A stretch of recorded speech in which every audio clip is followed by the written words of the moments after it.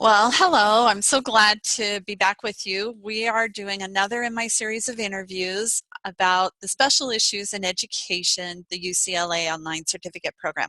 And today I have with me one of my former students who I absolutely adore. Her name is Alyssa Nusse, and she has now a very proud college graduate, but she had quite a journey as she went through high school and college. So, Alyssa, thank you for being here and being a part of this interview. Thank you. And can you tell us, tell my class a little bit about yourself, your background and your family, and what it was like for you as you got into college and started thinking about what your next steps were going to be. Yeah. So I came from a single parent home. I lost my father to cancer in sixth grade, and so went throughout high school with just my mom. And she had very minimal college experience. She went to the community college in our hometown. But I kind of always knew I wanted to go to college. I wanted to go away, have the whole experience. And I think it was kind of the first for both me and my mom going through it, not knowing where to start, not knowing how to get the money for it. But we kind of got through it together, and here I am today.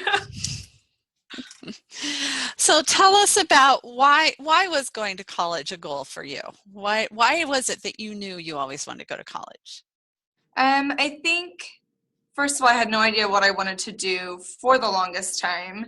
It wasn't until about my junior year of high school where I had somewhat of a goal of maybe going into like the medical field. So I was hoping college would kind of help me figure out what career path I wanted to take. I also heard a lot when I was in high school that college was becoming more and more important in order to have a good career and have a career that was going to provide for you. And then just hearing stories of my older brother's friends going to college and what that was like for them, I think motivated me a lot to pursue higher education. And how did what did you find in high school? How did it help you toward your goals? And what were some of the challenges that you ran into? Uh, well, I had transferred from a private school to public school going into high school. So that was a transition in and of itself. There was much more wiggle room as far as AP classes and what do you want your schedule to look like. So that was new for me. And I've always been kind of like a networker. So I actually spent a lot of time talking to my teachers, asking how they got where they were, what they liked about teaching, and just in establishing relationships with my teachers, with counselors. That's actually how I came to the realization that I might want to pursue ultrasound. One of my teachers became pregnant junior year, and that was really beneficial for me because she was encouraging and, wow, you're really obsessed with pregnant women. Perhaps you could pursue ultrasound, or perhaps you want to do something with babies. And I was like, yeah, that would be really cool. And so to establish those relationships and have those mentors was extremely important in deciding what path I would want to follow for a career. So as you're going through that journey, and that's such good advice for us as counselors to think about, as to have students to talk to people that they know, and that's such a good way to learn and explore, because otherwise you don't know what's out there, or what are the choices, or what can you do, and things like that. As counselors, we also talk about good fit and what that means. And I know you had an experience where you started off at one university and then discovered it wasn't as good of a fit. So can you talk about what good fit means to you and what you learned about that in your journey? Oh my gosh, going to the right campus is so important. And it was actually kind of a three-part journey, I guess. I had been to Chico State, which is where I went for my first year and a half of college. And I loved the campus. I loved the small town feel. but it was different. It was earthy. It was just beautiful. The campus was beautiful, everything. I was excited to go there and learn and just experience this new town. And then I kind of realized some stuff about myself, and Chico didn't really fit who I wanted to be and who I was. And so I started pursuing what other schools I could go to. And when I was seeing you at the time and working for you, you suggested WUI schools. So Western Undergraduate Exchange. I wasn't really in love with any of the other CSUs. I was too nervous to apply to a UC. Private school wasn't really something I wanted to pursue either. So I looked into a few out-of-state WUI schools.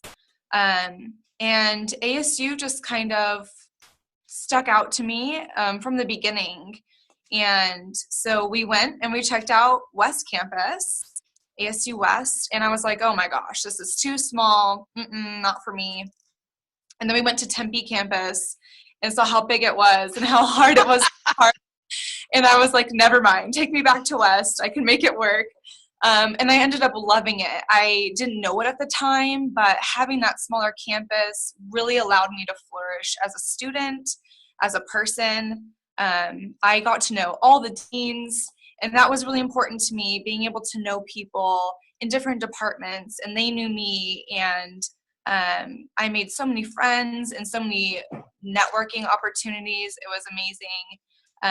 The small campus was exactly what I needed from the beginning, and I didn't even know it. But also Arizona was just such a change to leave California and to experience a different state, a different scenery, different culture, just entirely. It fit, and I didn't know it, but it did. And I'm so glad that I was able to transfer and go there and graduate. And that's something too that a lot of times people don't think about or talk about, is transferring, what that process is. And you're coming in with some experience that you brought as a student, and you had grown, and then it gave you an opportunity to grow some more. So for both transfer students or for high school students, what are some top tips that you would give them to say, if you could do it over, what would you do different? Oh, that's hard. I think one thing is just don't be afraid. I think I was afraid to go too far, to explore too much, to push the limits. I didn't think I wanted to stand out in a school when that's exactly what I ended up going for. Just test it out, talk to so many people. Visiting the campus is so important. I hear so often, I push my friends to go visit campuses before they make a decision on what school they want to go to. And it really makes a difference. You get a feel for how you fit the culture, how it can benefit you and challenge you, what type of life you'll have when you're living there is just so important. And don't be afraid to speak to people in admissions and financial aid. Go make friends in those departments, and it would be amazing the type of advice that they can provide for you. And then the support system you gain from that. Just knowing one person in a few different departments can really help you be confident in, wow, I have no idea what I'm doing, but I know someone who can help me, and I'm going to go get that help. Because I think so many people are afraid of asking for help. And I had no choice but to stick myself out there and be like, I have no idea what I'm doing. I need the help. And there are so many people willing to help you through the process. You just have to find them. You have to be willing to ask. Mm-hmm. We have, I've interviewed Harlan Cohen. He wrote the books, The Naked Roommates. Are you familiar with those? Mm-hmm. And he talks about, and he just did a webinars for us, and he talks about how students need three things when they go to a campus. They need people, They need to know people where they can go to, which is a little bit what you're talking about. And they need to have places, figure out where they're going to fit on campus. Where can they go? Where can they hang out? Where are they going to feel comfortable? It's going to feel like home for them on campus. And then the third things they need to have is patience. And just realize it is uncomfortable. The first year is going to be, it's not like, you just finished 4 years of high school. It's not going to feel like being a senior again. So, Yeah. so any advice in terms of those three things that you would share to students? People, places, or patience? Let me see here. People, I think, is important in a twofold, especially it was for me. One is having that support system at home. You were a huge support system for me, not just as my boss and as a counselor, but as a friend, just someone who was super knowledgeable, and I needed that. My mom from day one was kind of just down for whatever I wanted. She supported me in going to a different state, and transferring and through all these crazy curveballs I threw at her. She was just, okay, like, let's make it happen. But people are also important once you get there. So many students struggle with so many things, and loneliness can really happen on a college campus if you allow it to. And so plugging yourself into clubs, going and studying in places where there's other people that you might be able to introduce yourself to and meet, and then you have that support system there as well, is extremely important. Places you'll kind of find on your own, I think. Different people hang out in different places. Starbucks was in the library on campus. Everyone went there. That's a huge, like a given. Coffee shop in college. And then, what was the last one? Patience. I think you just have to be willing to figure it out. Nothing is going to happen in a day or in the first week. There's so many changes that happen when you go to college. You can't meet everyone in one day. You can't do it all in the blink of an eye. You have to have patience and be willing to stop at the tables at the club fair and see what they're about and see if you can connect with someone. And then give it some time. Go to that club a few times and see, if you fit and if you like it. And that's what happened to me. I ended up joining 2 clubs and had 2 jobs, and so many things just happened for me because I stuck with it and I was willing to wait it out and let opportunities come to me at the same time as I was pursuing them. That's really good advice. And I think that, so often it's so easy to just try it once, that didn't work, and then you just give up. But you do have to have patience, persistence. Everybody else is in that same boat. They're all there, trying to manage things, and they're just as afraid as you are sometimes. So being the first one to reach out your hand and say hello, that can really break the ice and make a big difference. So, so what did you find was the hardest thing for you to adjust from what was the biggest difference you found between what high school was like and what college was like?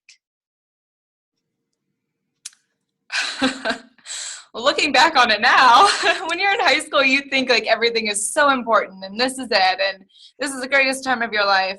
And then you get to college and you realize, oh my gosh, like I've never done my laundry by myself. So there's huge differences, not just academically, but there's huge growth personally, and allowing yourself the space to grow and to make mistakes and to learn, not just in the classroom, but learn about yourself outside of the classroom. I feel like when I was in high school, it was so much about fitting in and what group do you fit into, and are you the band person, are you the drama person, are you an athlete? And in college, it's not so much what clique you fit into, but who are you as a person? What do you stand for? What are your morals, and how do you connect those to other people? I had no idea I was going to learn so much about myself in college as I did. And I think classrooms even change in the way that they foster not just academic growth, but personal growth as well. So I don't know if that's necessarily the biggest change between high school and college, but I definitely think that students will realize who they are going into college and through their experience there. And it was just, I mean, they tell you all the time. I remember my teachers in high school, like, oh, we're going to do it this way because once you get to college, you're going to have to do it on your own. And it was nothing like that either. It was like even my high school teachers didn't prepare me quite for that. But yeah, I just think high school, you're just so focused on different things than you are in college. And it gets interesting. Well, I think you touched on a very important factor, that it's that personal growth and just it is a time, it's an important time in your life. It's a time that you're not necessarily going to repeat. You may be going to school at different times, but once you get married or start a family, things change. So it's a very valuable and a very critical time, and it gives you that opportunity. And so you do have to embrace that and take advantage of that. And it also points to that when we talk about right fit for students, it's not just one school. A lot of it, and I tell a lot of my students this, is it's your attitude, your enthusiasm. If you're enthusiastic and want to go to college and it's your own internal goal, then you're going to make it happen for you on any number of campuses. It's not just this one particular school that Right. it has to be. And you're reflecting that, because it's all about how you handle it and how you approach it and what your attitude is. And that can make such a difference. And I think it's okay if the school that you originally think is the right fit for you just happens to change. And I think that's what happened for me. I don't think Chico wasn't right for me. I think it just wasn't right for me after a certain point. And once I had changed, what I needed changed, and then I had to pursue something different. And I think a lot of students share that same thing.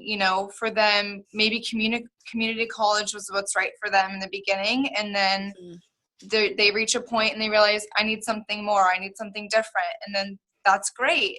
Some people, they find what they need and their needs never change, and so they are able to stay at the same school, and that's a different experience too, and that's also great. But don't be afraid of the possibility that you might not stay at the same place. Exactly. Well, Alyssa, thank you very much. I know my students are really going to appreciate the words that you shared and the thoughts, and I wouldn't be a bit surprised if they don't have some of their students look at it to say, okay, here. So thank you. Have a great lunch, and I will talk to you again soon. Thank you.